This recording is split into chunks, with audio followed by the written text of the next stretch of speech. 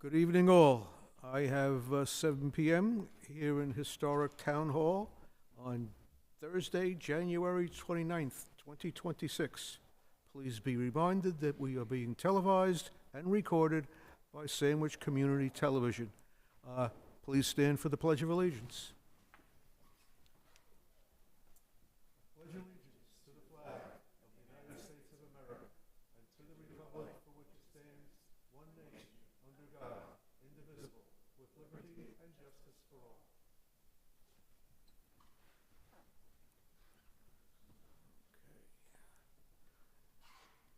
Is anyone here for a public comment?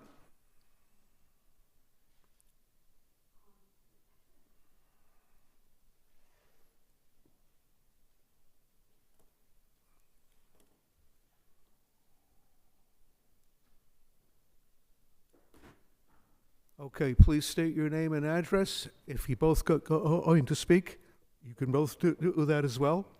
And make sure the green light's on, please.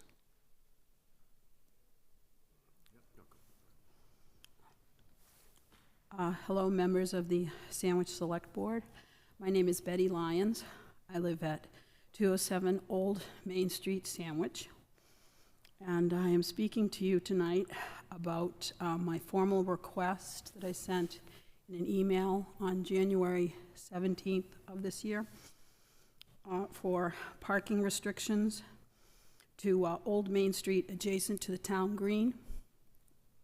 Currently, the area has no striping or signage as to use and is currently being used by Snowy Owl Coffee Roasters for employee parking for the majority of the day from about 6 a.m. till 6 p.m. I feel it's a blatant disregard for the neighborhood. It is an unapologetic abuse of free local parking. That was, I am sure, not the intended use. I'm sure it was originally that parking was intended to be used by the general public, not for the benefit of one sole business owner. I say something should be done, as is the hours of parking, how long a car can park there, and to limit the number of spaces so as not to cause any further environmental damage. It's already been being done. And without any restrictions, I see this situation as getting worse, especially in light of Snowy Owl's request to have a beer and wine license that's coming up, because it seems like that would extend their hours. And for me, it's this has been kicking around for a while. The tree committee is aware, DPW is aware. So I'm saying to myself, where does the buck stop? Or will this then happen all over Sandwich? A private business can just use the public street all day for their employee parking. So that's it. Thank you for your thoughts.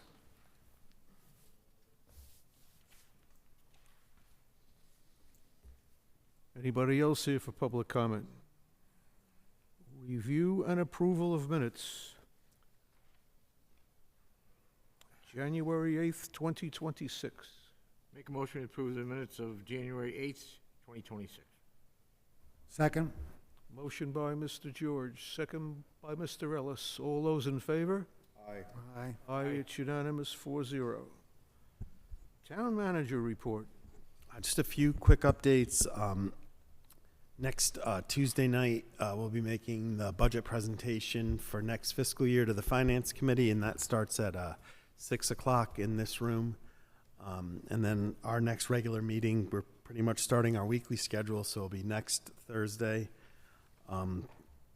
February 5th. And then a lot of what we've been focusing on the last many months has been related to what we'll be presenting tonight, but there was one thing that came up this week that we wanted to pass along. The SCG, the owners of the Wing School residences, let us know that the phase 2 of their project is progressing very positively. And so they're actually going to have on their website, and they actually have distributed to 5 locations throughout town, the applications for anyone who might be interested in trying to get an apartment at phase 2. The deadline for completing the applications is March 27th. And then the lottery process for that isn't until Tuesday, April 7th, and it's quite involved, as like we watched the last time. And they are going to hold a public virtual information center on information session on Thursday, February 12th. So if you come to our office at Town Hall, we've been given some paper copies of the applications. There's 4 different ways to apply. You only need to apply one way. So if anyone's interested, they request that, people feel free to reach out to the company directly, and the number they gave us was 781-915-3055. So, Great, thank you very much. Good information. Anybody have any questions for Mr. Dunn? Okay. Correspondence, statements, and announcements. I just have a couple, if you don't mind. School committee meeting last night. The public schools budget for 26 and 27 to 27 was approved subsequent to a public budget hearing. The budget was passed by the school committee unanimously, and they will be appearing before FinCom on February 10th. And just a quick one on the effort that was performed by DPW, among others, that given the length of the storm and the quantity of the resolution, I thought they did a fine job. So, one man's opinion, but I was pleased with their effort. It was a difficult situation from start to finish. Okay. So we'll move on to staff meeting. Town Manager's Office and Finance Director, the fiscal year 2027 budget presentation and related issues. I think we usually joke this is the time of year where I talk too much about several of the topics I think we've all discussed before. We try to add some new ones each year just to give people a better understanding of the issues that we're dealing with and how we're trying to solve some challenges that get put in front of us every year. But, with me tonight is Assistant Town Manager Heather Harper and Finance Director Bill Jennings. And I'm sure later on in the presentation, we'll talk a little bit about the team effort that goes into putting together the budget, getting things ready. But our goal tonight was to make sure we didn't go too fast, that we try to highlight some of the issues, because there have been some unique things that have been put in front of us moving forward as a community, but it's really issues that the whole nation has been looking at. And we'll touch on some of those, but just to start off with the overview, to cut to the chase, the general government budget that's being recommended tonight for next fiscal year has an increase of 2.92% over the fiscal year that we're in now, FY26. It's purely a level service budget. It's well within the town's funding capacity. If anything, we're putting aside more reserves, which is positive. It addresses some increasing cost centers and known expenses, yet still stays at that amount. And about the only unique thing does, it relocates a few staff to more appropriate budget accounts, but the net impact on that is zero. The capital budget that's being recommended, and I stress that this is after the internal review process that Heather and Bill lead, is a net amount of just over $1.4 million, which is within our current budget projections. And then when you take in consideration the offsets from the ambulance fund, from the transfer station enterprise fund, from the golf department enterprise fund, and from the marina enterprise fund, it's funding a grand total of $2.25 million in capital items and other costs.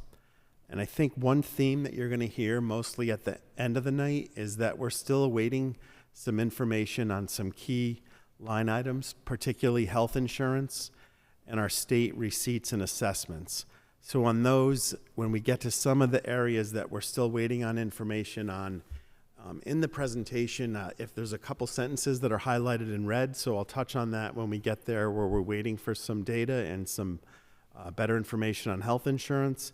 And then on the one-page budget summary that you're used to looking at and the finance committee's used to looking at, there's probably about 8 different line items that we'll be waiting on information on that for a while, so that's highlighted in yellow, and I'll touch on those when we get to that part of the presentation. So I thought before we jump in, for next year, it's important just to consider sort of the sandwich budget as a whole from a bigger picture perspective, where our money comes from and where it goes. If you looked at these percentages this year compared to 20 years ago, probably compared to 20 years from now, they change a little bit, a couple percent or a couple cents here and there, but not majorly. So just under 80% of our revenue comes from taxes. Another 11% is from state aid. The vast majority of that is Chapter 70 money that goes directly to the school department. Our local receipts, which is mostly made up of our motor vehicle excise receipts, and then some smaller things like building department fees and others. And then our surplus revenue, which is the amount that gets certified at the end of a fiscal year that can be used for the fiscal year 2 years from then. So that's sort of where our money comes from. If you look at where our dollars go, locally, if you look at the school department operating budget, it's the biggest portion of that. And then there's our general government operating budget, our state and county assessments. The sort of light tan color is our employee-related costs and overhead. The debt payments that we've approved through the years that we're still paying off, a small amount for our reserve funds, and a small amount for capital purchases.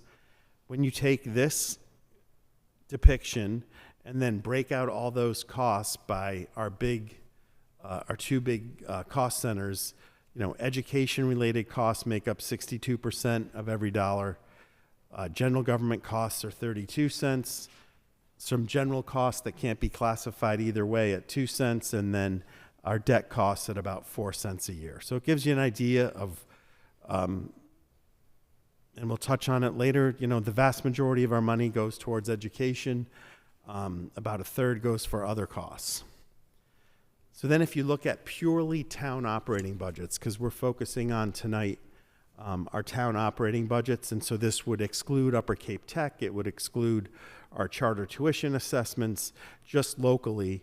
And I think this is interesting because I think certain things would surprise people, but the school budget's about 60%, Upper Cape Tech's 4%, police and fire are under 10%, DPW's 5.5%, the library's 1.5%, and there's over 25 different departments and budget accounts that make up the remaining 12%. And I think what people forget about a lot is that 12%, that there's a lot of small departments that allow the big departments to operate that sort of don't get thought of all that much. So we distributed tonight to the committee, and we'll distribute next Tuesday night to the finance committee, the budget binders. I just want to go through briefly and explain what's in those binders, and then touch on a couple of the more important tabs that are in those binders. Tab 1 is our summary documents, including the budget presentation that we're giving tonight.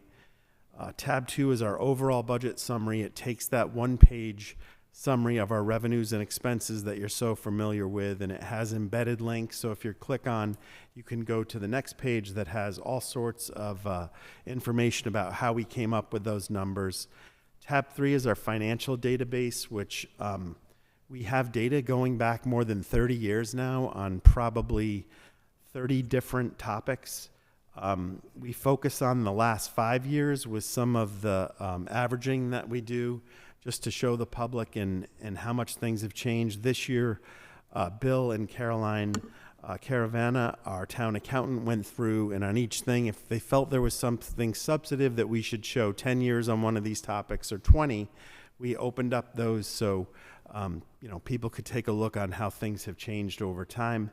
And new this year in that tab is a graphics packet it shows graphically several important demographic and other financial issues that we've added this year. Tab 4 is our capital budget. Again, the internal review has taken place, but the Capital Improvement Planning Committee hasn't met yet. They're going to start meeting in the next week or two. Tab 5 is our general government budget, and I want to stress that there's a ton of detail in there. Every single person who works for their town, their salary is listed, from myself to a year-round part-time person in any department. We're listed by name and position. It shows all of our expenses. There's historic data. There's graphic depictions of each department just to get a feel for, how much things have changed year to year. And tab 6 is the school department budget. And I know the committee has received the superintendent's presentation. We have a copy of that presentation, but I think once their budget is finalized, they'll get us a copy of that and we'll get that information to you. The Upper Cape budget is tab 7. That's expected later on in February or early March, and they are scheduled to come before the Finance Committee, I think, in early March. And Roger Forget, the superintendent, mentioned that it's right around the time that his committee will be voting the final budget. So when he presents the budget, it may not quite be finalized, but they have a good handle on what that will be by then. And then finally, tab 8 has some miscellaneous budget information. There's a stick drive in your binder that has all of these tabs. And I want to stress that if you look, there's embedded links again. So if you click on a topic, it brings you to the backup on where those numbers came from. And the entire binder that the Finance Committee has, that the Select Board has, that we have, every single page will be on a town's the website. We plan to post those tomorrow after tonight's presentation. So we'll get those up, and people will be able to look at that and literally have all the information that all the rest of us have. A couple of highlights on some of the tabs. I had mentioned that tab 3 is the financial database. If I'm ever asked, I always say someone who wants to learn about Sandwich's overall finances, our demographics, how we've grown as a community in different ways. That is the #1 source of material for someone to get a handle. As I said, this year we've added some additional graphics package that especially Heather and Melissa Carroll in our office worked on with a few others. All I did was plop a couple of those graphs just so you can see what some of these look like. Won't go through those, but it really is worth taking a look at in tab 3. Tab 4 is our capital budget. So if I can just highlight on that once again, we're recommending just over $1.4 million in net expenses, with a grand total appropriation of $2.25 million.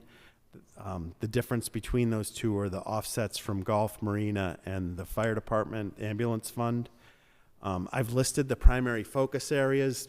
Won't read down each of them, but they're listed highest to lowest. You'll see that there's a real concerted effort to focus on building repairs and improvements, both for the school and the town buildings. Ours is second from the bottom, the school's at the top there. And then, as I had mentioned earlier, that the CIPC review process is going to commence shortly. If anything changes on those, we'll distribute those to the board as that develops. Tab 5 is the overview of the general government operating budget, and I just wanted to touch on that a little bit. When we prepare the budgets, and when I say we, it's Bill, does 98% of the work to get things ready along with human resources. So we distribute completed budget forms to every department. This year we got them to departments in mid-November, the earliest we'd ever been able to get them to them. So then they review them, go through them, make recommendations back to us. If they recommend something above what we gave them, there's a process where they will meet with the three of us, human resources and the town accountant, where we ask them what their needs are, what they're looking for, can we afford to do it. It's fair to say that what we're recommending tonight, we followed our word. We gave you exactly what we said in 4 years ago when we started the FY25 and beyond plan, that there were material weaknesses that we saw internally in the town that we wanted to address over a 3-year period. And with your support, the Finance Committee support, and the public support, we got 90% of those implemented within 2 years. And we said once that was done, we were going to give you the most straightforward level service budget that we could, and that's what we're giving you. a couple of positions, the two that provide oversight to at least 4 departments, the Director of Community Development and the Director of Operations for Community Services, have been moved into our budget because of the level of oversight that they provide. It makes the percentage changes look very high or very low in certain departments. But as I said earlier, all it does is move positions between accounts that the net impact is literally $0. So again, the FY27 base general government operating budget reflects a 2.92% increase over FY26. It's very straightforward. One of the things that I want to stress is even when we say level service or Bill likes to use the word vanilla, we try to improve every year in every department. And I don't think there's a better example of that is like literally anytime a position is vacated, whether it's mine or a part-time position in another office, a group of us get together, we look at the job description.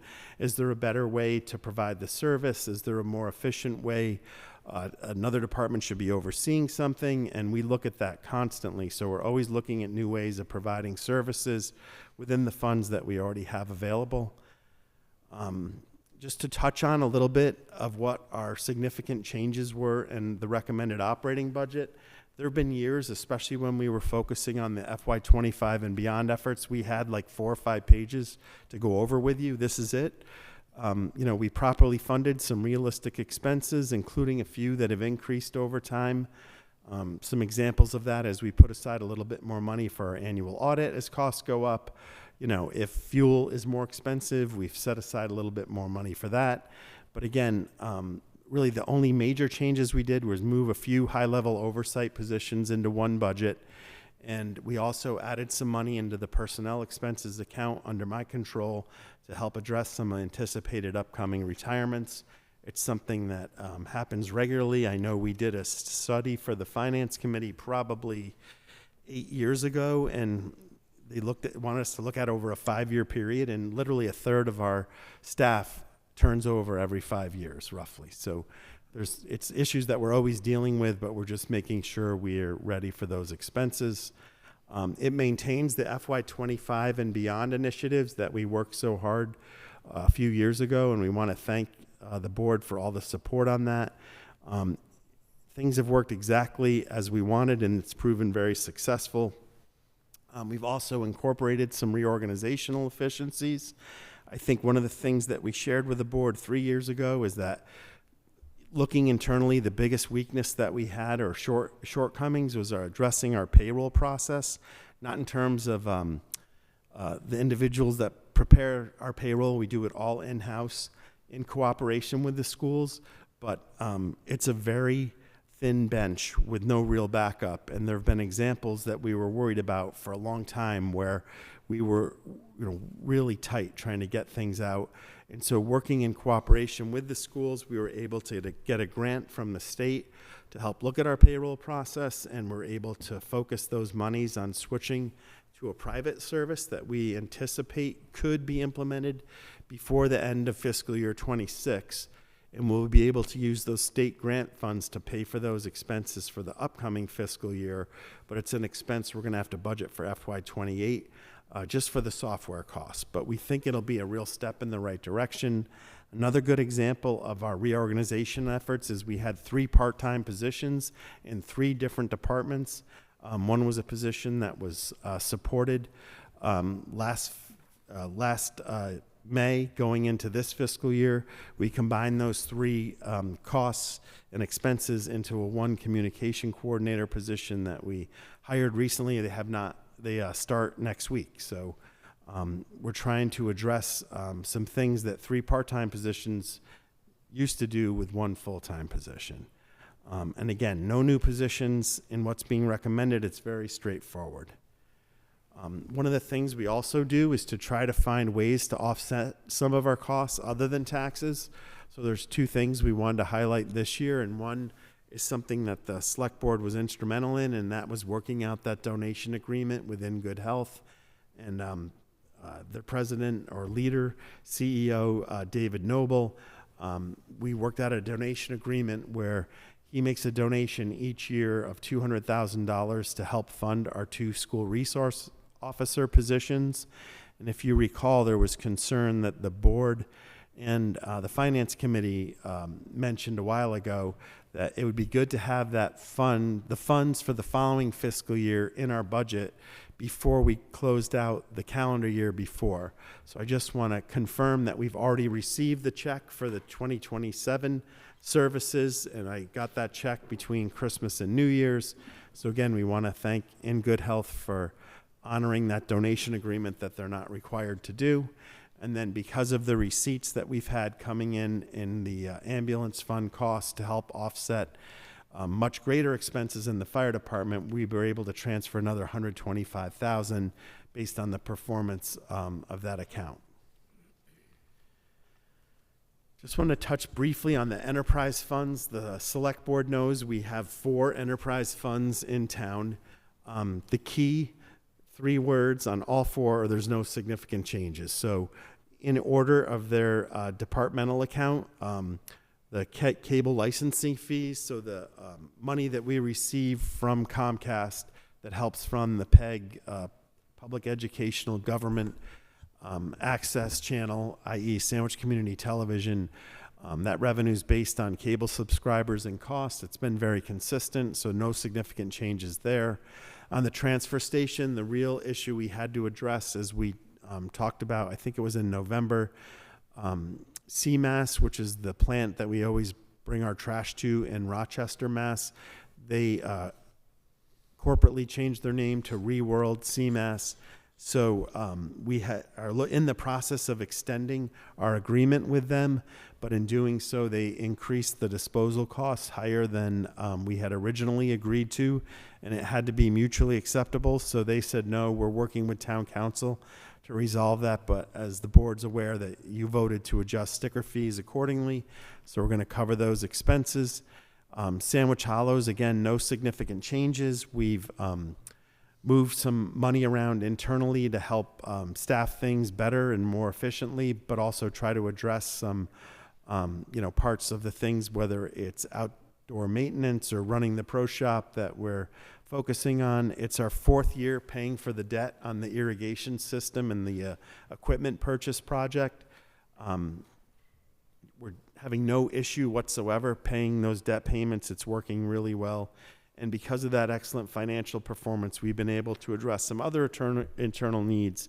Specifically, if you look on that capital list, I think there's over $100,000 in equipment that the Hollows needs that they'll be able to pay for from money that they've earned. And then lastly, the marina. I think of all 3 of these, it's the one that we worry about the least financially, only in the sense that there's such a long wait list to get a slip. In effect, it's a captive audience. As the board knows better than anyone, we have to work extremely closely with the Army Corps of Engineers. Any financial changes that we do, any rules and regulation changes we do, we need to get their concurrence before it even comes before us. So things are going well in all 4 places. If you look in tab 5, there is about 15 pages on each of the 4 enterprise accounts that you can see all sorts of breakout on our revenues, expenses, etc. I just thought it would be worth it for the last time. So next year, we don't plan to show this, but just to refresh everyone's memory on what we've been able to accomplish in that FY25 and beyond modernization and efficiency plan. More than anything, we want to say thank you because it's worked so well. But the long-stated goal of that, and I know the board recalls this, but many of the things that we were able to implement, we had literally been talking about for over a decade.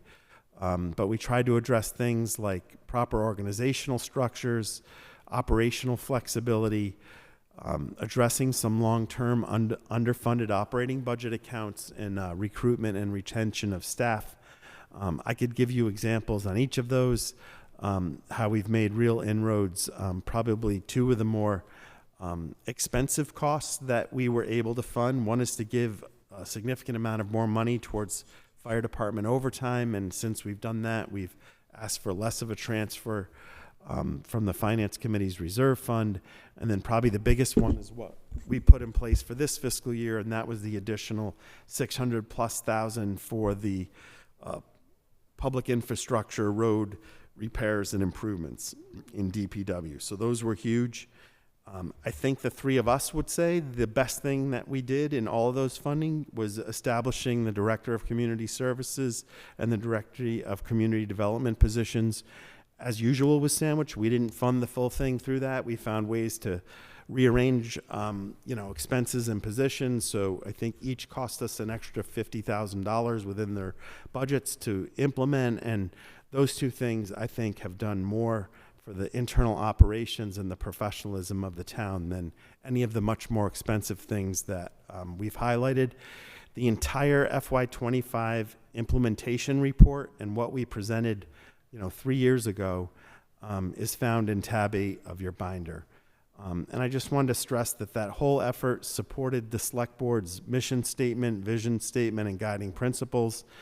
That too is all printed in the back of tab 8 in the Select Board's long-range plan.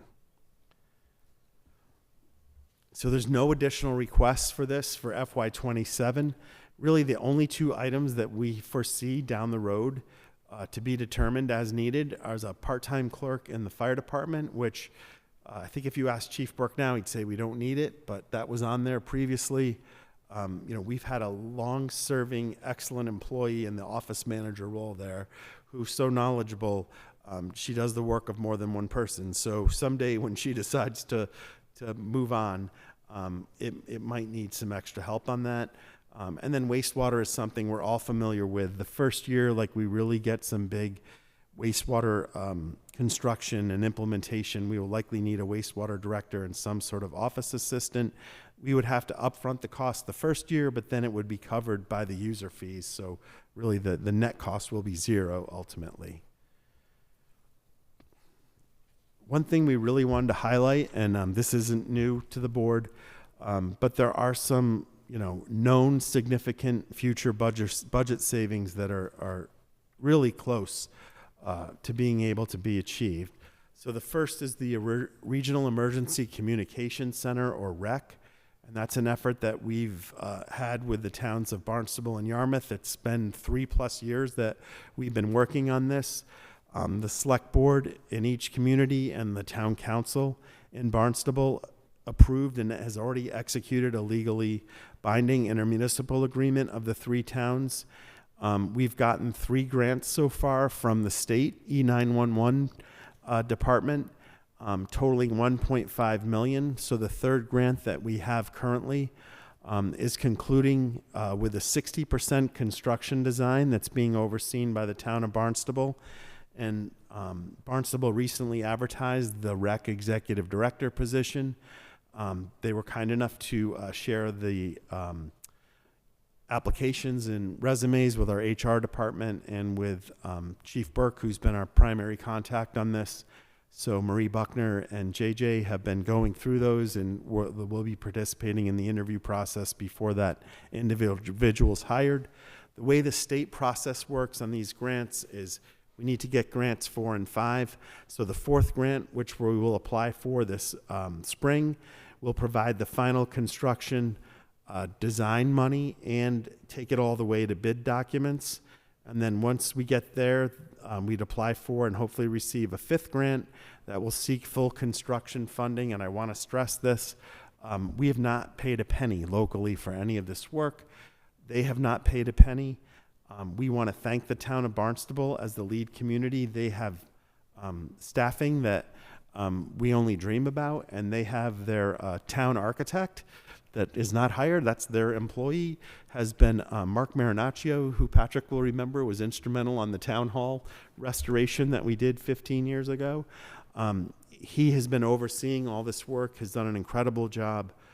The town manager's office there, Police Chief Shallis, they're just doing a great job, and we're just sort of riding their coattails and getting updates from them.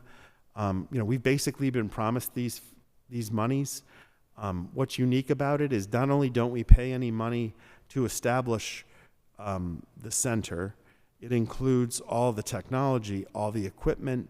The first year they pay 75% of the local costs, 50%, 25%. So literally by FY30, based on a report that the state did several years ago without being adjusted for inflation, this is about 4 years old. Their estimate was Sandwich will save about $700,000 annually by FY30. So the goal is to have full construction by the end of calendar year 2028. And I know it's confusing fiscal year to calendar years, but we don't think there'll be a full fiscal year savings until FY30. Ironically, that same year, we'll be paying our final acquisition payment on Sandwich Hollows Golf Club's open space. That's being paid within Proposition 2.5 levy limit, which we'll talk about a little bit later, but that's going to save $400,000 a year. So it's likely with those two things impacting roughly around the same time, over $1 million would be saved from our annual expenses. I want to talk a little bit about our long-term prioritized capital needs. It's something that we've all focused on for a long time. I think just to start, and these aren't in any particular order, but the DPW facilities and the fire substation for the downtown area. As we've talked about several times, it's the last new municipal building needs for several decades. There's been significant improvements in public service. That's what we're trying to accomplish. Right now, we're going through some value engineering and reducing the size of some of the work to try to get the cost a little bit lower.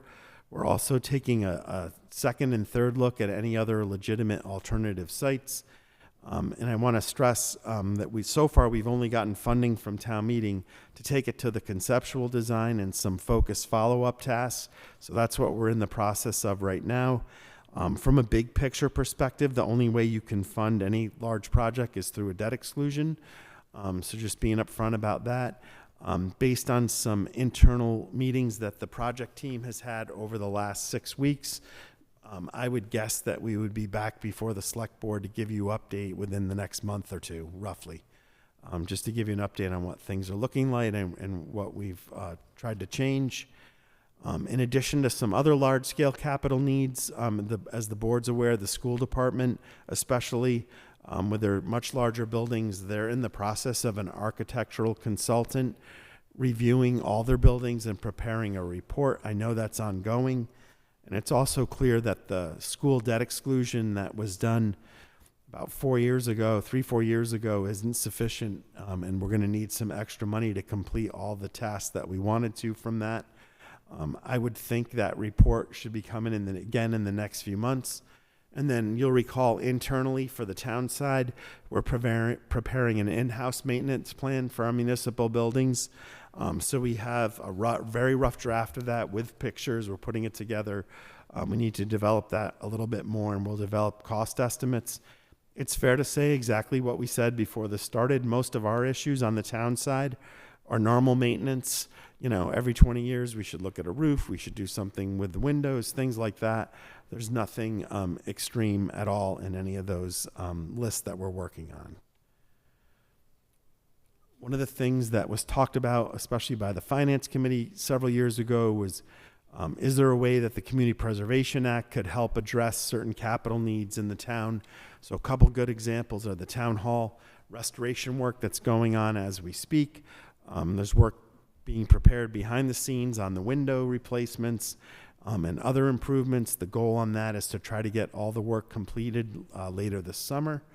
And then you'll see in the CPA recommended appropriations for this upcoming May, there's some recreation and school department resurfacing efforts, whether it's basketball courts, tennis courts, etc. So that's going to be recommended from there as well. And then lastly, I won't spend as much time on this because Dave Mason was just in, 6-8 weeks ago, gave a pretty thorough update on all this, but just to refresh the public's recollection, our wastewater efforts are continuous and at times, all consuming with the amount of people working on it. But just to refresh some of the highlights, voters did turn down that increase in the WIF surcharge that was planned from 2% to 3%. So at 2%, the WIF will give us enough money to do all the engineering analysis we do, to to do a lot of the design and permitting. It won't allow us to do implementation. So there will be a need for increased debt exclusions to implement once that design work was done. We're working hard, as always, on our regional efforts at Joint Base Cape Cod. I know when Dave was in, we gave you an update on some initial feedback that we got from the state and federal regulatory agencies. We followed that up with an email to the state summarizing what we heard at that meeting. They just wrote us back last week to say, we got your summary, we're reviewing it, it looks accurate, but it's going to take us several months to try to address what we need to address, and we'll keep you in the loop. So we're appreciative that they're trying to find a way that would make JBCC still a possibility. Again, as the board knows better than anyone, we've identified a really good local option as a backup if we have to do things on our own. Some of that engineering analysis that we'll be doing, we'll be studying those locations, doing the hydro-geo analysis that we would have to do if we ever put something there. So I actually have a couple of scopes of work on my desk that I need to review before I sign them to start some of that work. And as Dave mentioned, we're also going to have to update our comprehensive water resources management plan because enough time's gone by since the 2018 version. Most importantly, I would say in the short term, every single school has a wastewater system upgrade being conducted, and the hope is that those will all be completed hopefully before school goes back next fall in 2026. Oak Ridge and Forestdale is fairly straightforward. We've awarded the contract on that. High school's more involved. We have awarded the contract on that. The difference we're waiting on at the high school is it's proprietary equipment. There's certain equipment that has to be provided to us before we can do the upgrade. So we're waiting on that to be delivered. We put the order in for that many, many months ago. The state revolving fund, like just to not think that we're on our own. Almost everything that we would do, with few exceptions, possibly like on the base, would be eligible for low interest state revolving fund monies. The important thing about being SRF approved, if you get SRF approved, it entitles you to 25% principal relief from the Cape and Islands Water Protection Fund. That's huge when we're talking, these projects are hundreds of millions of dollars to implement. There's no way around it. Every community on Cape Cod is going to have to do it, and it needs to be done in the next few decades, and we're working hard on that. User fees and assessments will also cover many of those costs, especially operating costs, but there's no way around that voters are going to have to consider debt exclusions to help fund the work. It's important to know if we had our permits today, with all the work that's required, it really wouldn't impact taxes for about a decade by the time we actually bonded the work, awarded a contract, had it done, started having to pay debt. It's still a ways away, despite all the efforts that we're putting towards this.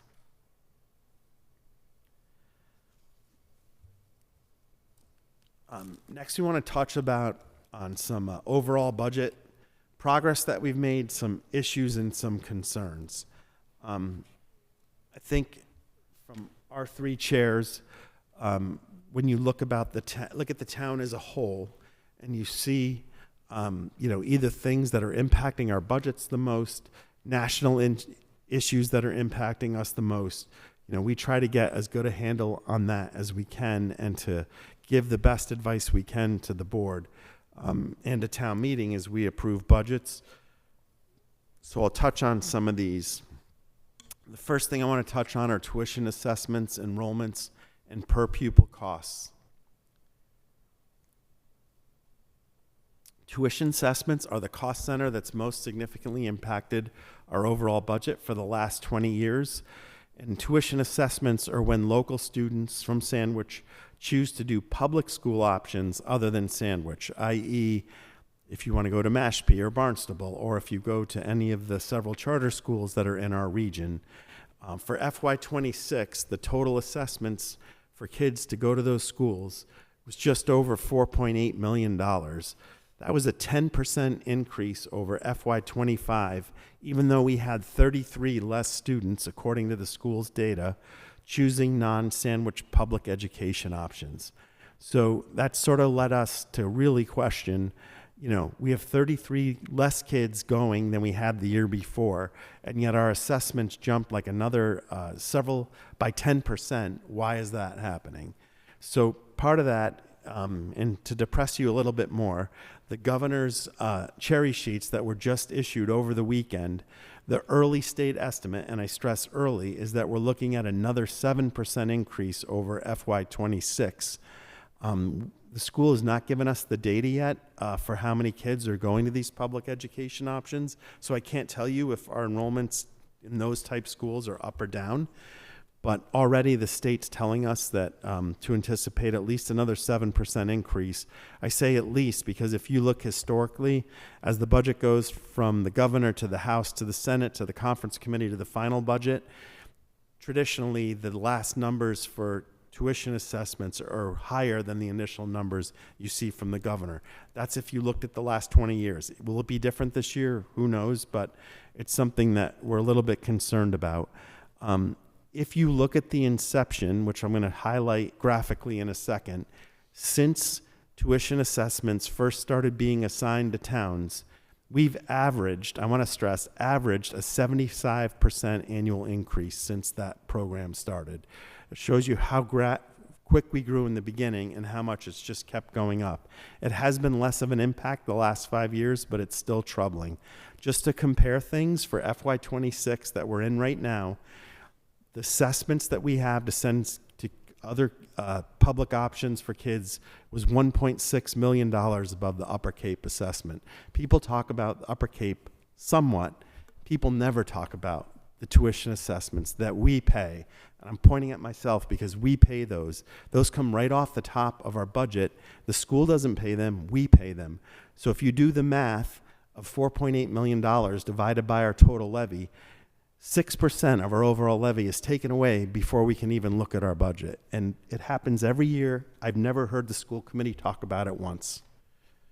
If you look graphically, here's a graph that shows you from FY04 to the fiscal year that we're in now, what our discretionary aid has been in blue. And then the tan color is our sending tuitions. If you look far to the left, you'll see that in 04 and 05, it's hash marked. By state regulation, back then, the school department was required to pay those costs. So if there were sandwich kids who chose to go to a charter school or another public school, sandwich schools paid those costs. It's purely because of lobbying. The state changed the requirements, and after 2005, the town had to pay the costs. So now we've paid those expenses. So the blue bar is all the discretionary aid we receive. And so in effect, if you look in FY12, Sandwich became a debtor town. We pay more just for tuition assessments than all the other revenue we get from the state, not counting Chapter 70 because that goes to the school by law. So, you know, we've been a debtor community in terms of state aid for about 15 years now. And if you look to the right, like we had a little bit of dip for a while, but it's going back up. And so it's troubling in the sense to me that this has probably affected our budgets more than anything else, and I never hear people talk about it.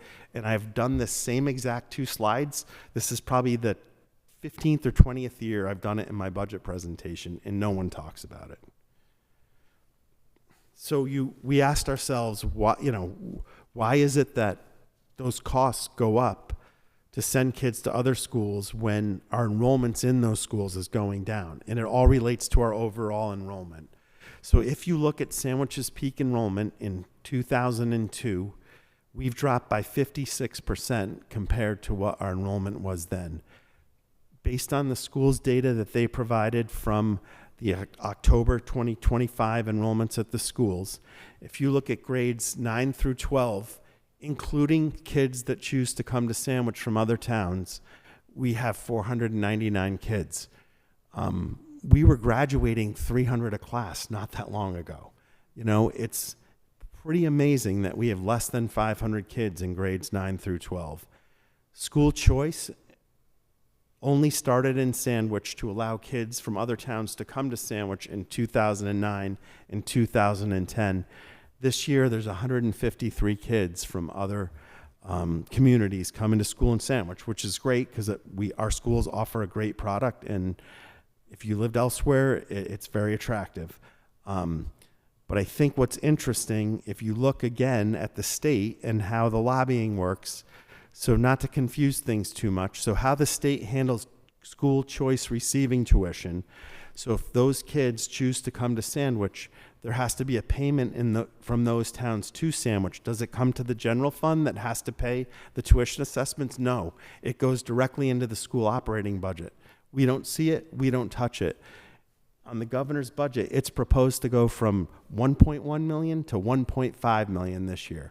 There's almost $1.5 million that the governor said over the weekend is probably coming into the Sandwich schools for the next fiscal year that we don't see, and yet we have to pay that almost $5 million expense to send kids to other towns. A total double standard. It makes no sense. I've said this to the MMA leadership. I've said it to our legislatures. There's nothing you can do. It's how the laws have been set up, and it's the powerful lobbying that takes place. So just to give you a feel for the governor's early estimate, money coming into Sandwich is up by almost $400,000, and the money that we're sending out is going to increase or affect us negatively by another $326. So locally we're making out by letting more kids from other towns come here. But as our kids go elsewhere, we're paying that right off the top of our budget. If you look at the numbers, again, from a full year ago, I want to stress that's why this is in red, because we haven't gotten the data from the school yet. But 35% of all K through 12 kids from their October enrollment of 2024 seek Sandwich non-Sandwich educational opportunities. So I think what happens is that those kids choose to do different things. They go elsewhere, and that could be private schools, that could be homeschooling, it could be, there's actually now, believe it or not, online school, 2 public schools in the state where you can go online and not, leave your house and you can do high school. I think the reason our assessments keep going up is as our enrollments decrease, our net school spending increases. So now that we do it, those costs are just keep going up per kid. And so when you go to another school, that's what our costs are based on. What are we paying locally for each student? So if you look, here's a graph of the local enrollments from 2002 when we were at our peak with 4,212 kids. According to the data that we got from the schools on October 1st, there's 1,845 Sandwich students. And I want to stress 2 things, Sandwich students, because again, until about a dozen years ago, we only had Sandwich students. We didn't allow kids come in from other towns. So this is trued up apples to apples. And prior to a certain year, we didn't have pre-K, it was just K. So these are K through 12 enrollments, local only. But you can see what the trend has been, and it's true with every single Cape Cod town. I bet you compared to most Cape towns, we still have more kids in our schools because we have the most number of people living year-round. But what that does is that affects our per pupil expenses, which is the base for all the assessment calculations. So our local per pupil spending is one of the first things, a convoluted formula that the DESE imposes on what those charter tuition assessments are.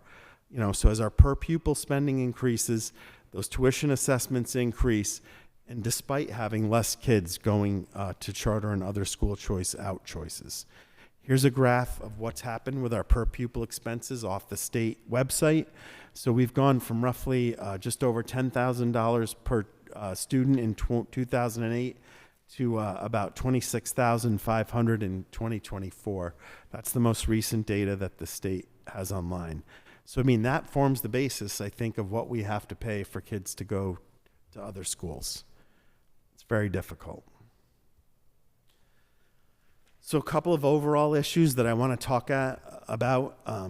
One is the capital and maintenance focus. I don't think people understand, and I know the select board does, but you hear a lot of discussion at finance committee and other meetings, we're not taking care of our buildings.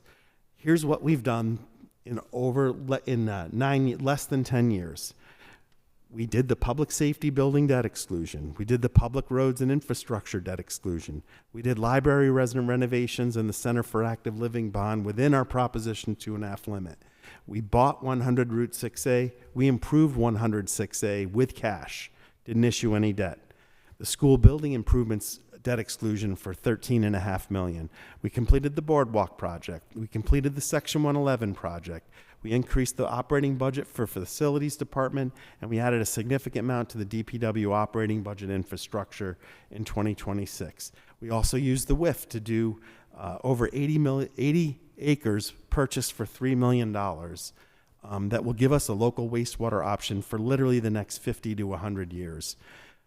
I don't think people appreciate how many decades we went literally doing nothing on the municipal town side because we had to build schools. We had to focus on education. We rightfully built schools and improved schools. We finally caught up, and we literally have one more project to go, and that's the DPW downtown fire station. If you think about it, we solved the fire station 2/3 of the way. We addressed 2 of the buildings. We need to address the 3rd. But I think a lot of times you hear people like, oh, you're not taking care of things. You're not looking at things. Please look at what we've done the last 10 years.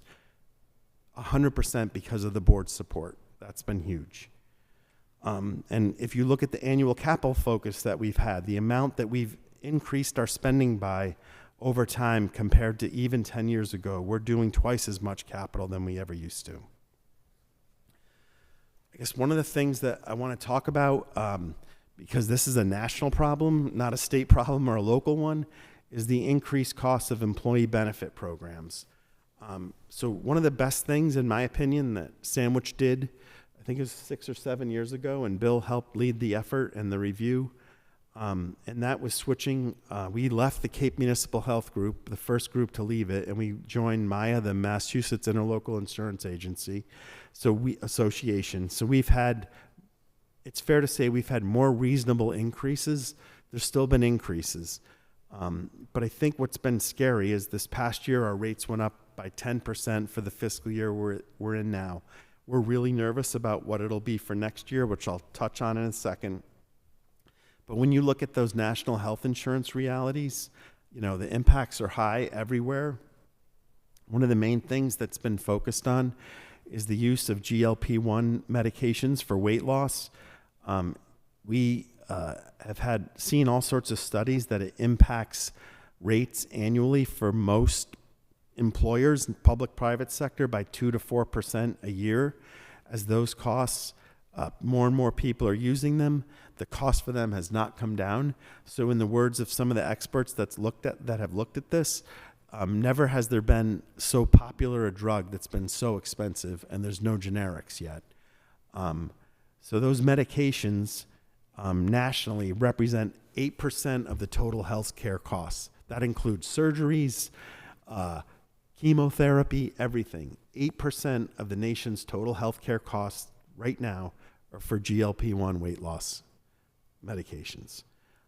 We were informed by Blue Cross Blue Shield, which is the sole provider for the Maya Health Insurance, that they will no longer be covering those medications for weight loss. They will cover them for diabetes and for other proven benefits, but they will no longer be covering them for weight loss. Maya voted as a board last week to match that decision. So for FY27, we will not be covering GLP-1s for weight loss. It's just certain legal requirements that we have that are limiting. It's one of the few things that we could do to try to save costs. Just to give you a feel of and I stress these are the rough numbers that were being looked at. It was estimated that by making that decision, the average health insurance increase across like 200 Maya employers is about 8%. If we did not vote to do that, the average cost was going to be 15%. And then each community would be rated on their own experience, so a range lower or higher depending on yours. So we can tell you right now that the average increase for Maya providers for next fiscal year will be a little bit more than 8%, but that range is going to be based on town experience between like 2.5% to 15%. We were told by our primary contact at Maya, who oversees our account, she said to be safe, you guys should put in 15%. We don't know what the board's going to vote to do. So we put in 15% rate increases in the numbers that we've been carrying all along.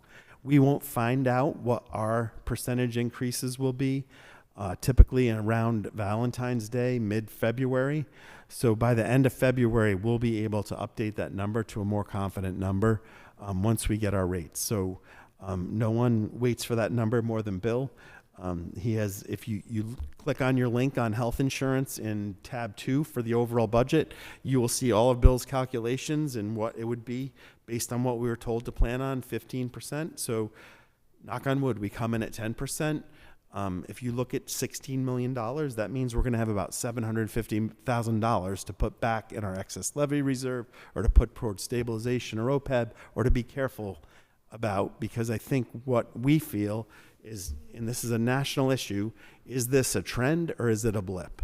And our fear is it's a trend. And if it's a trend and every employer is going to be looking at 10% increases every year, you don't have to do math a lot to know that, like, our health insurance budget is over $15 million right now. It's huge if that increased by 10% a year. Conversely, our property and liability insurance costs have been very reasonable. We've had either very modest increases or decreases the last several years.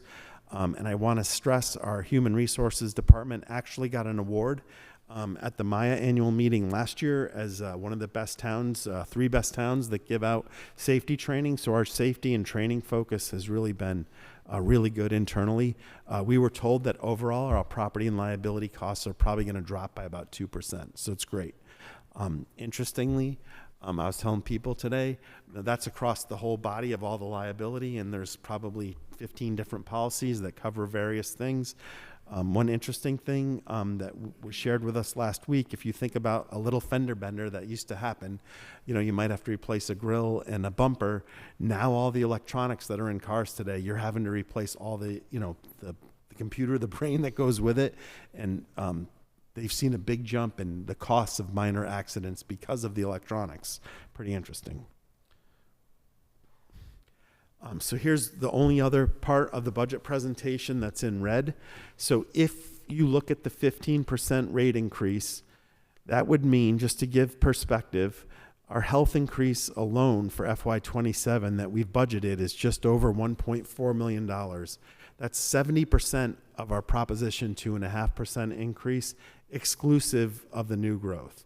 So, our total Proposition 2.5 without factoring any new growth is just over $2 million. Our health insurance, we budgeted at 1.4. It's almost 70%.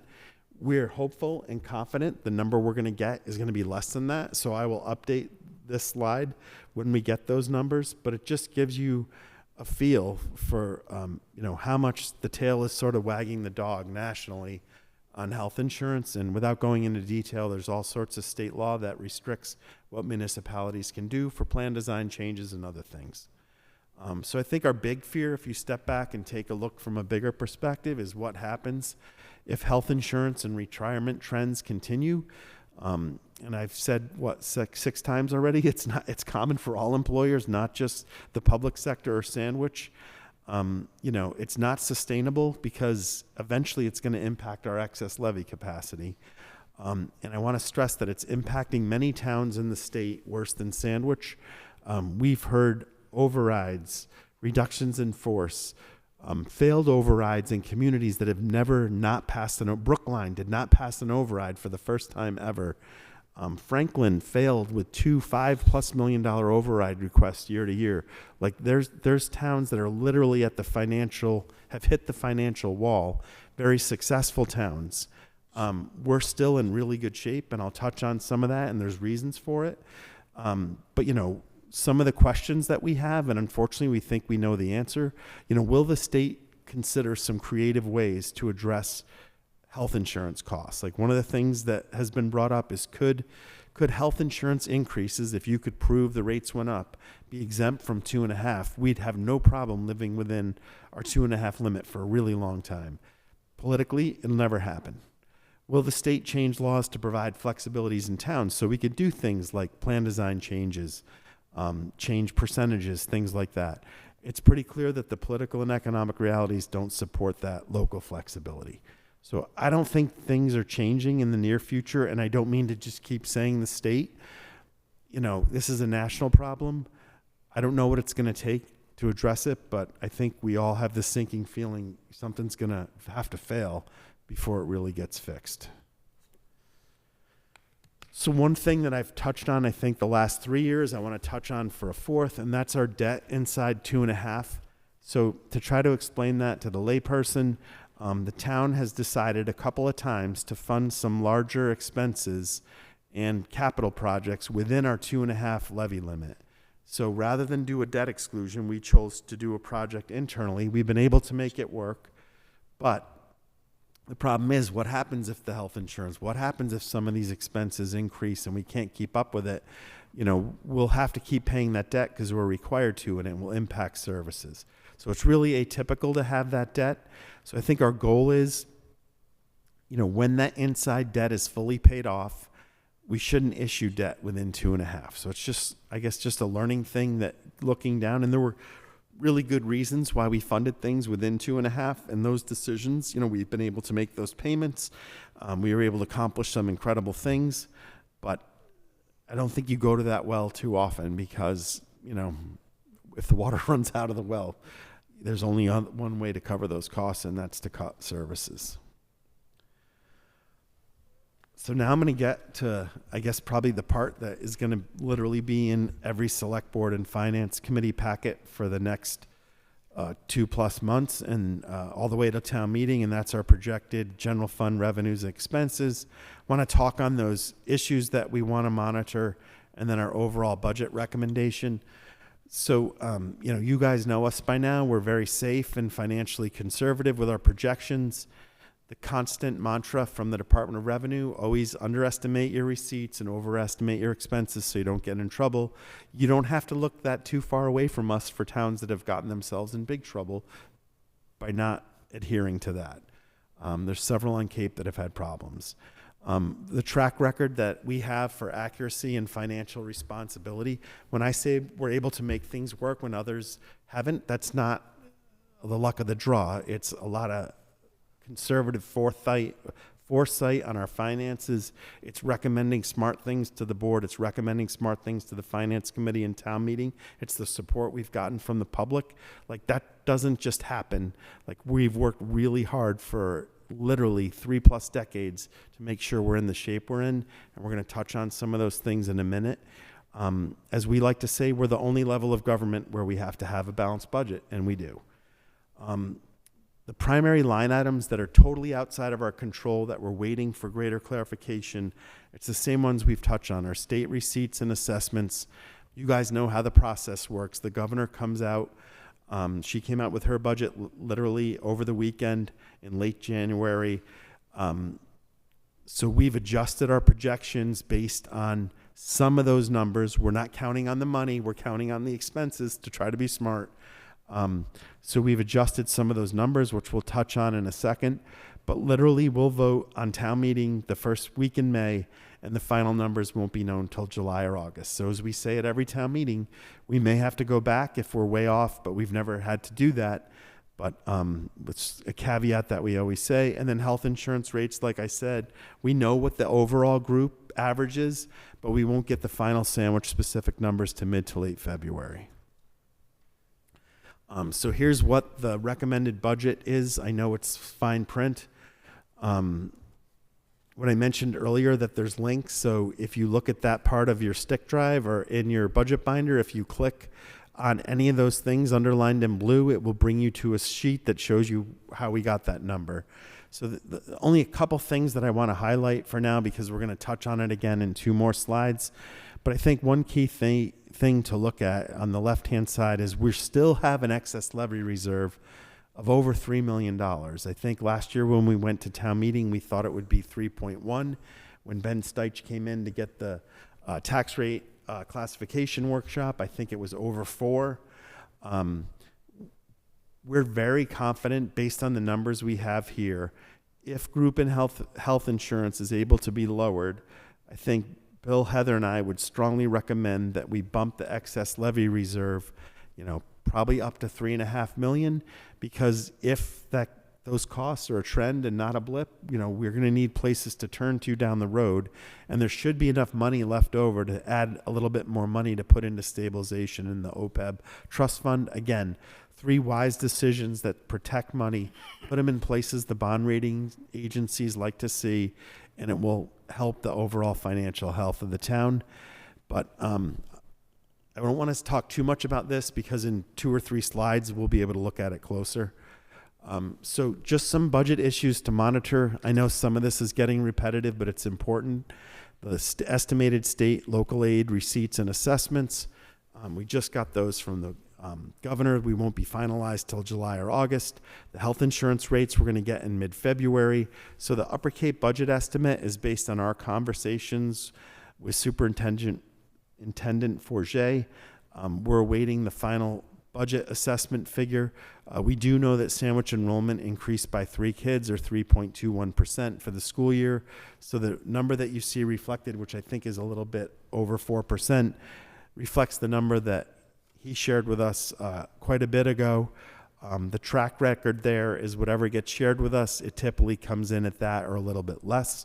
So we're very confident with the numbers. I know they especially were very interested to seeing what the governor's numbers were, because there were rumblings that tech schools, there's a lot of concern because, transportation gets funded partially by the state. There's a lot of things that they're looking at.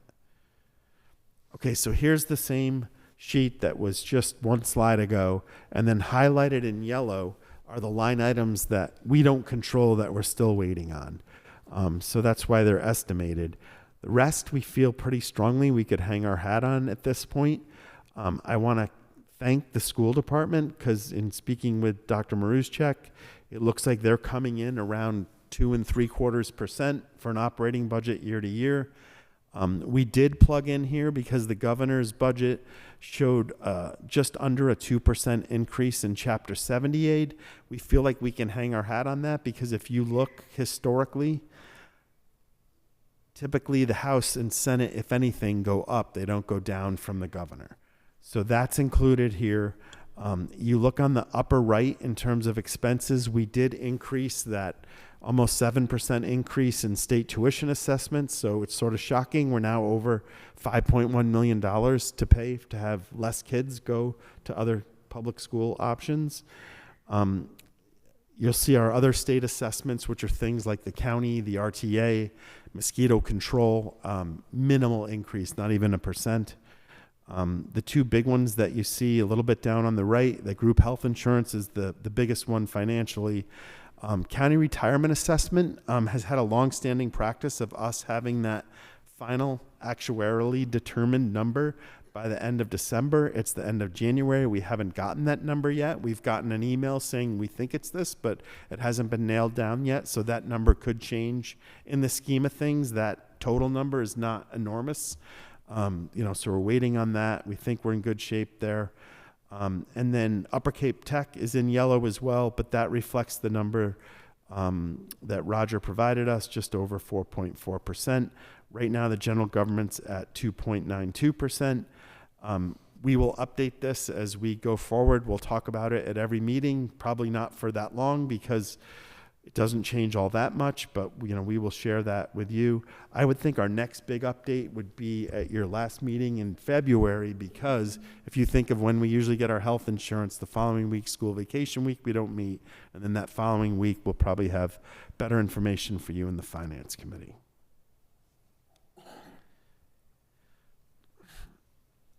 So, just budget issues to monitor over the next few months. As always, our central administrative staff will give you appropriate recommendations if our current estimates need to be revised or operating budgets amended. We're always thinking about contingency plans. So, Bill and I have had 3 or 4 conversations about if health insurance goes our way, this is where we want to put the money to be safe. Just a reminder that we have several months to go before it's finalized for town meeting.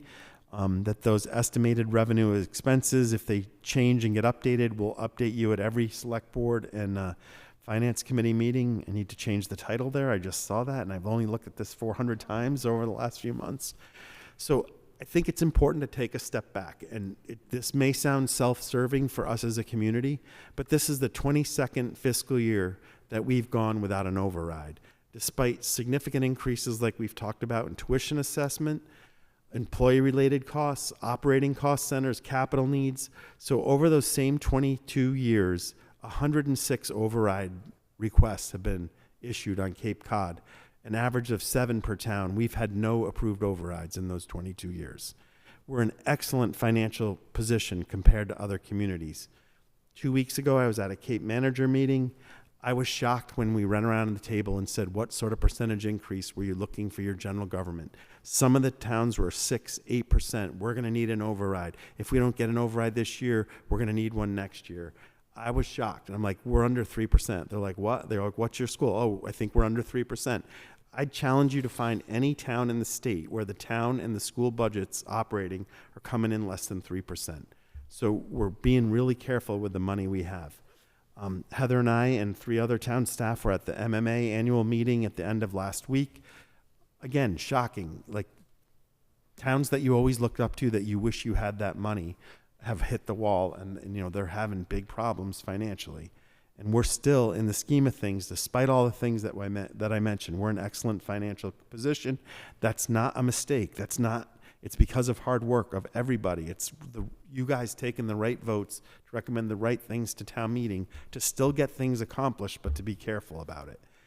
So our finance committee presentation is next Tuesday.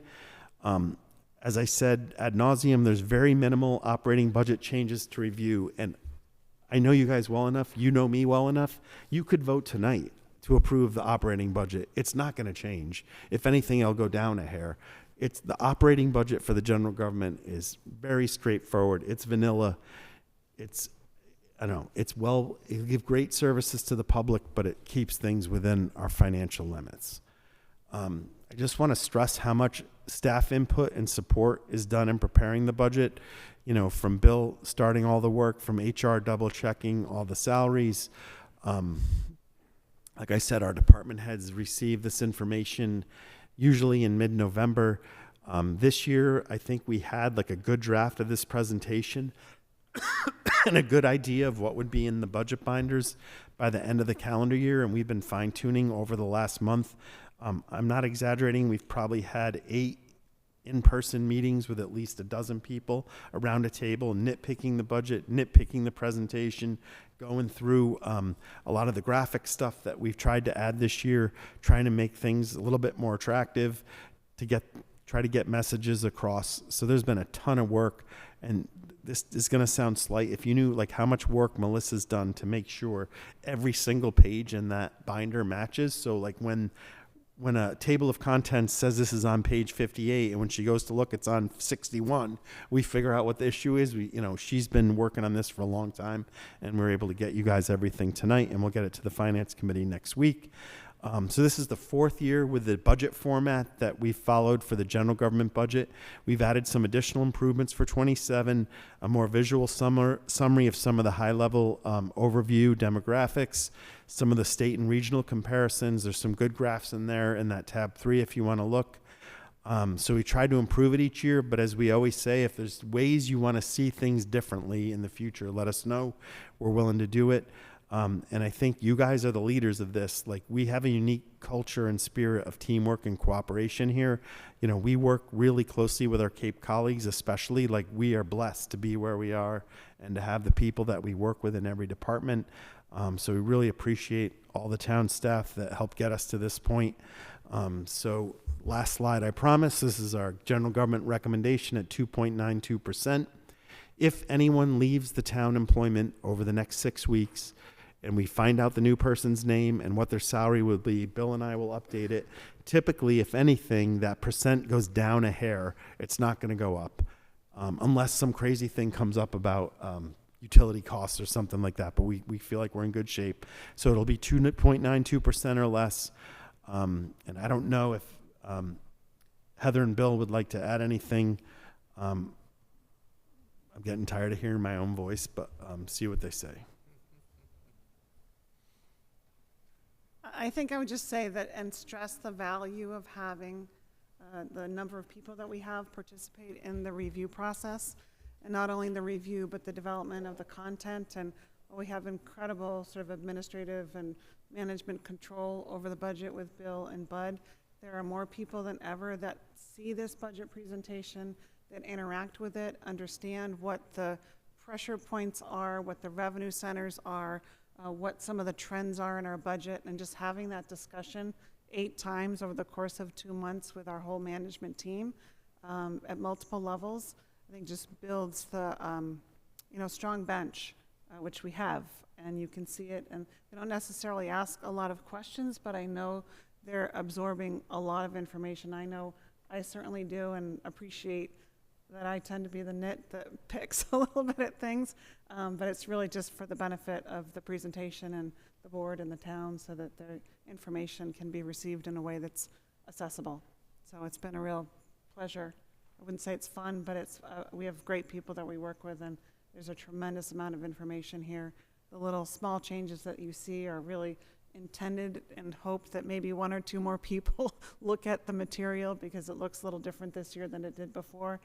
And having a team that looks at a process that has been, as Bud mentioned, really wildly successful for as long as it has been, but still every year says, how can we do this just a little bit differently? How can we engage the board and the community and get a little bit more feedback on things?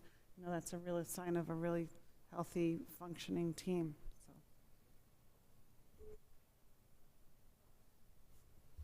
So I think that's about it.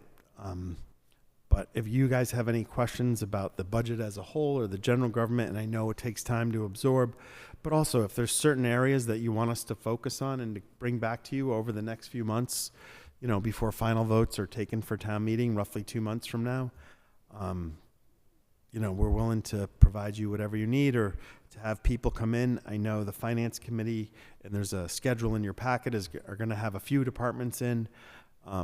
Again, because it's such a cut and dried budget year to year, my guess is, we're trying to work with the police, fire, DPW to maybe focus on some of the bigger efforts, like explain more about that regional emergency communications center effort that's really gone so well with those other 2 towns.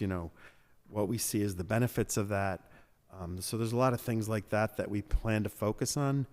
I just want to thank the board for listening, but also like the support that you've given through the years, but also when you've put us through our paces, so we, to make sure that we're doing things the right way, or if you guys think of a better way to do it, that we'd be willing to explore that. So, thank you. Thank you. It was a terrific presentation. Yes. Very consistent, very factual. I guess I want to stress, because if I think, I guess I nitpick myself more than anyone can nitpick me. I just want to stress that the Sandwich school system provides an excellent education to the kids of Sandwich. And when I highlight those things like tuition assessments, enrollments, per pupil expenses, it's not to fault what they do. It's just that it's the reality of the financial impact of what's happening throughout the Cape and probably Massachusetts as enrollments drop and costs go up, and more and more options exist today than ever existed even 10 years ago for kids to take advantage of. And I guess from a bigger perspective, it's good to give families options on education. But I think we realize like the education that you can get locally, if you stay locally, is excellent. So. Right, options are not a bad thing, but they are very consistent. The school system is very consistent in the quality of the educational opportunity provided. And if there's frustration on our part, I guess it's just that we're saddled with the expenses of these extra things, and I don't think it even gets recognized by the general public. And not that people are supposed to know municipal budgeting or how state cherry sheets work, but it's not the landscape that I think they believe exists. Like, they don't understand how it all works. And, to that point, this is available to everybody. I mean, this is every dime that leaves, that comes in, is fully accounted for. You want to see how much a tractor costs, a truck, paper, pens, oil, heat, electric, it's all in here.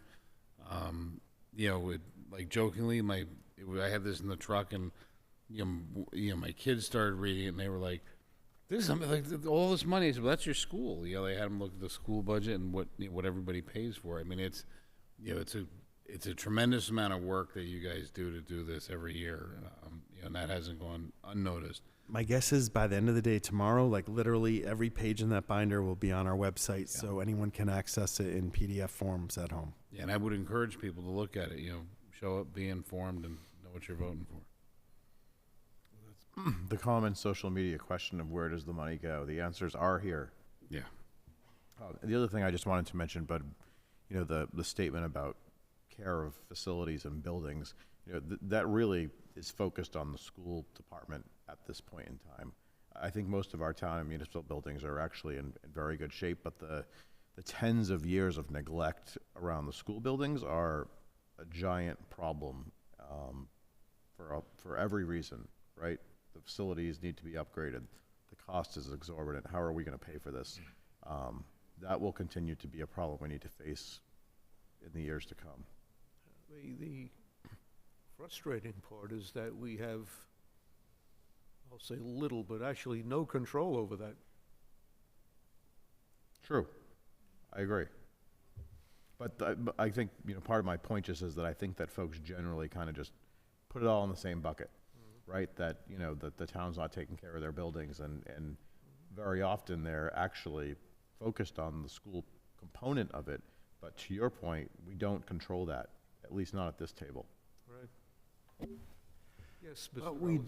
but, I want to compliment Bud on the whole package. And I also think it's really important for us as a board to focus on the school population issues, because that is where we do have control. So, because we can participate in the thought process along the lines of 10 years hence, do we need 3 schools? That's a really important decision that will have an impact on short-term capital and long-term capital and operations.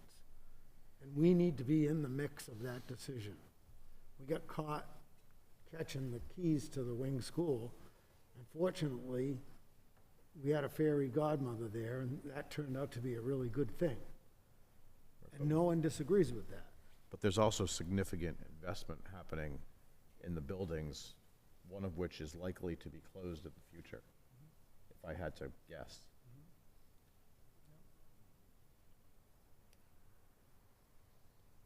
I don't Yeah, disagree. That's where the population figures are so impactful. But that's a cycle, We're an aging population now.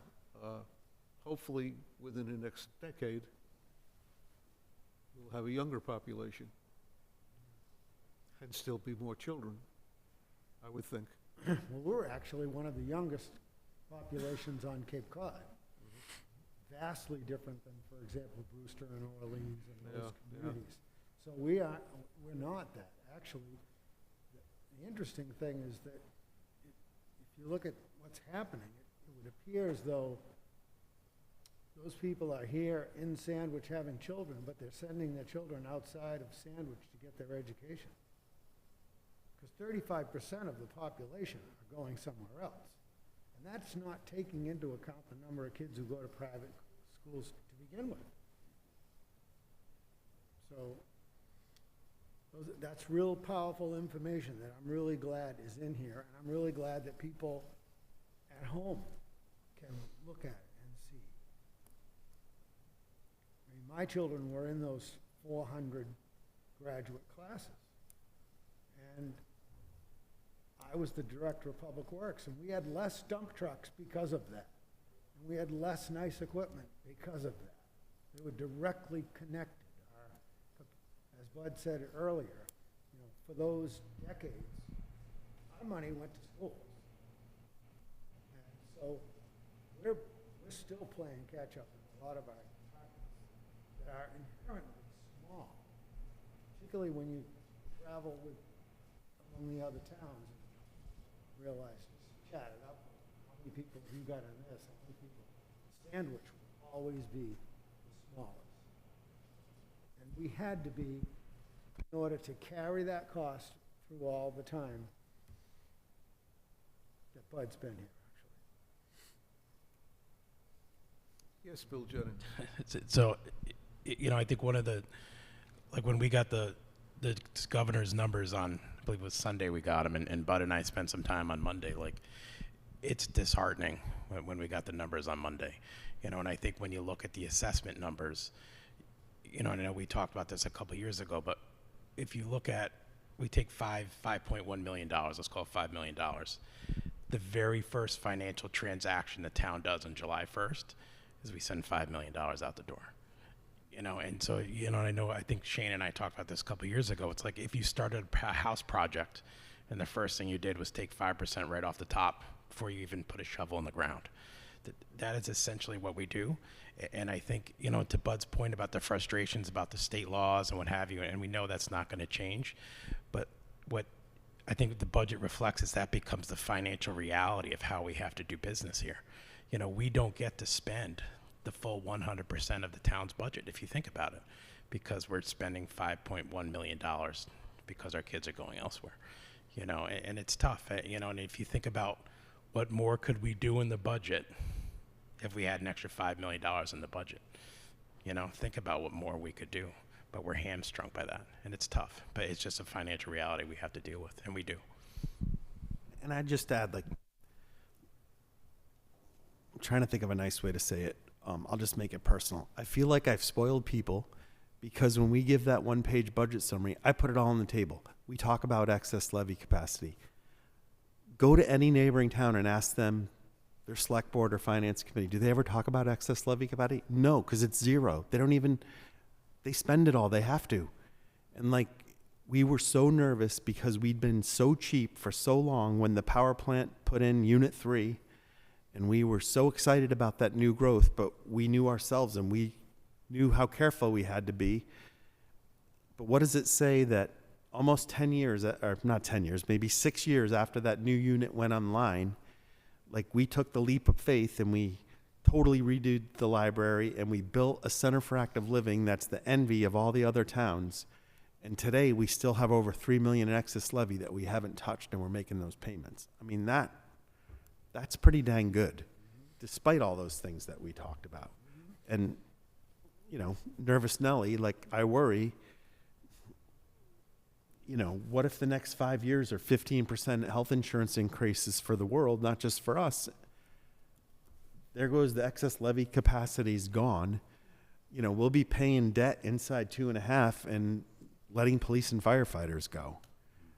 That's what it will, because, it goes back to that early chart on your operating budgets. 25 departments and accounts make up 12% of the budget. You're not going to save a dime by touching those 12%. It means nothing. The only way you save things are those other bigger departments, and those are the ones people think of the most. I mean, I'm not saying we're headed there, but so that's sort of like why we're always so conscious about, I think sometimes we even say, like, we'd love to spend some of that money and make some changes, but no, it'd be safer if we put it in excess levy, and that's what we've done.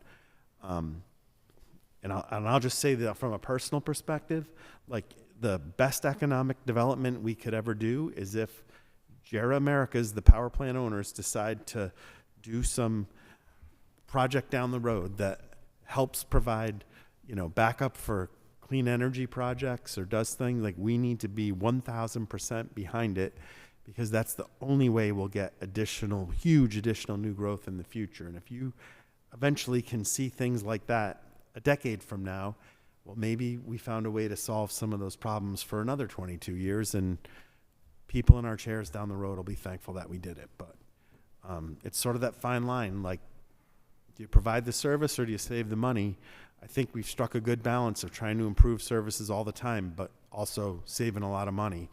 And our fear is, like, certain things happen beyond our control, and we're going to have to tap into those reserves. But that's true everywhere. I'll add one more if I can. I think when we build the budget, and we've talked about this in the past, is when we have to go out to bond again. You know, how important trying to get to AAA is. You know, and we talk about wastewater, and, you know, I know there's some state funding available, but, you know, whether it's a DPW project, you know, what, any bonding that comes down the road, if you think about where we were a couple years ago with OPEB and the stabilization, we have millions of dollars more now than we did then, you know, and we knew we were on the cusp then. And I think Shane and Dave were like, well, what's the number? What's the number? You know, and then they would never tell us. I think we're in a much better place now, and obviously I couldn't guarantee it, but I think if we went to bond today, I think we have a very good chance of getting to AAA negative.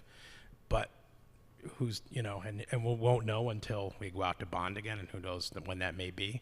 But so I think when, you know, these last couple of years when we've been building these budgets on a conservative basis, as we continue to do, and as we should going forward, but I think we're also mindful of the future, thinking about wastewater, thinking about that next time we bond. So every time we put in this money, whether it's an OPEB or stabilization, you know, yes, it's going out of this year's budget, but it's really going to be beneficial to the town for the future. You know, if you take a look at the bottom left-hand corner of the budget there, when we, you know, break out how much we have in OPEB and stabilization, maybe Bud, if you could bring it up real quick, if you don't mind. You know, I mean, we're projected to get very close here to $8 million. You know, I mean, we've grown that significantly. You know, I like to tell people I started with the town in February of 2013. We had $1 in our OPEB fund, $1. And I think that's because when they voted at town meeting, they had to fund it with that buck. And I remember Doreen Guile saying, we have $1.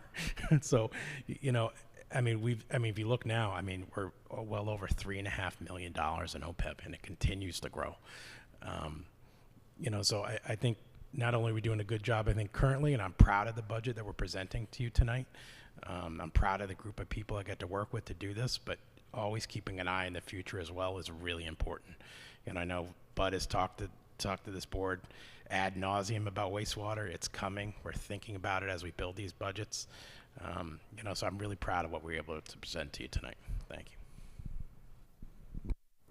Yeah, and one thing I would say, and I think it's really a testament to your work, Bill and Bud, Heather, really the entire team, but you know, there's a lot of predictability in budgeting in Sandwich. And just in my tenure serving in this role and the things that I've learned and watching the mechanics of what happens in some of the neighboring towns, that are things that we don't ever see happening here, right? Budget shortfalls, special town meetings, you know, closing services for periods of time. None of those things happen here. We don't see any of those things happen here, and it's because of the approach and the consistency that we have with the process. I think the results really speak for themselves on a lot of levels, but I also understand that it's not always easy for the public to understand the depth and the mechanics of why this comes together to be what it is. But also, to your point, you know, the only meaningful revenue the town is likely to see from a tax perspective is changes with the power plant, whatever that new growth looks like. Unfortunately, you know, small scale commercial buildings and such are not going to make a dent. I mean, I remember the late Ed Childs when Unit 3 went in, just to give perspective. He said the new growth that we captured, that one project, equaled 27 Stop and Shop plazas on 6A. Think about 27 Stop and Shop plazas being built.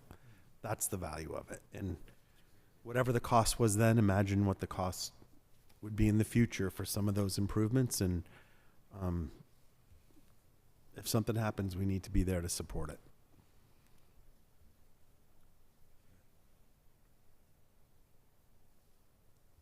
Bill, and if we get to AAA, as the shovel hits the ground, as related to wastewater and the DPW and the downtown fire station, wouldn't that be great?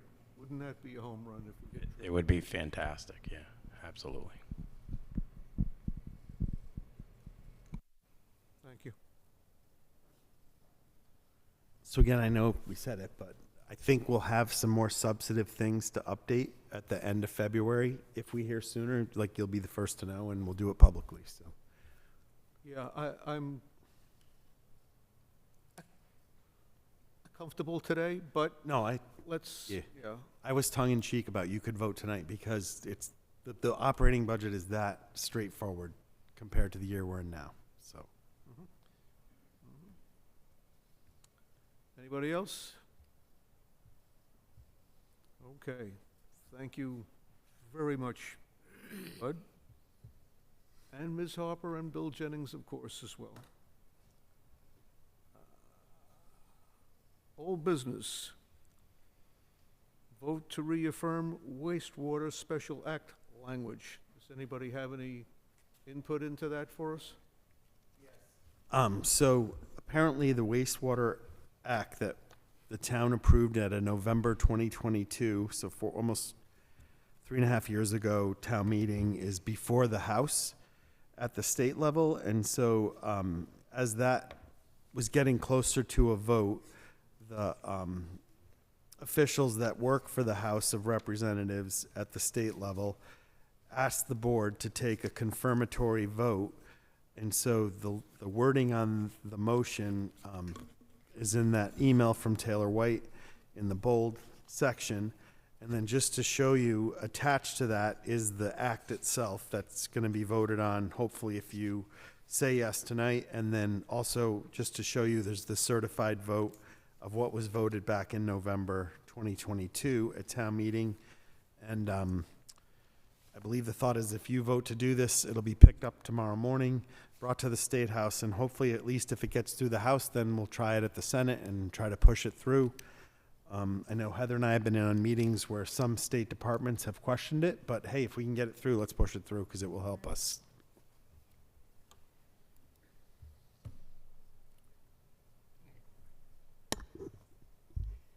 Make a motion to move to recertify the vote taken on Article 5 as presented and approved unanimously as a November 14th, 2022 special town meeting, requesting a home rule petition be filed by the general court relative to wastewater treatment and disposal in the town of Sandwich, and to further to request that the town clerk forward a certified copy of this vote and approved language of Article 5 to the general court. Second. Motion by Mr. George, second by Mr. Hocker. All those in favor? Aye. Aye. Aye, it's unanimous, and now we're at 5-0. Okay. Other matters not reasonably anticipated by the chair, I have none. New business. Recommended appointment, Sandwich Historic District Committee, Architect Builder Representative, Brendan Brides.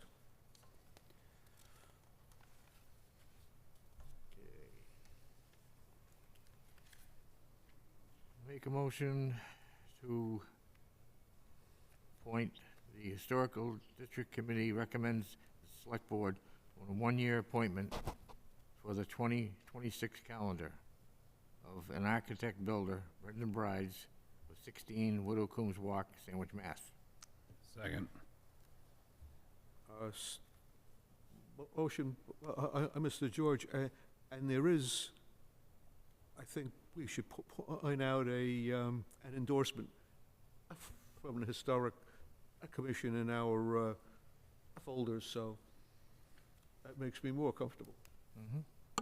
Okay? All good? Okay, I don't think we need to, Vote on it. no, I just wanted to make that a part of the record. Thank you very much. All those in favor? Aye. Aye, it's unanimous.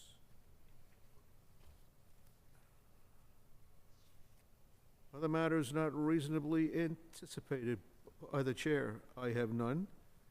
Is anyone left for a couple of comment? Okay. Closing remarks, Hi, Helen. please. Before the meeting tonight, I talked to the fire chief, and we talked about the hydrants and the storm damage we've had and a lot of snow and whatnot. And as I went around town, I've seen a lot of hydrants that have not been shoveled. They're working with the water department and trying to get ahead of it and get hydrants shoveled.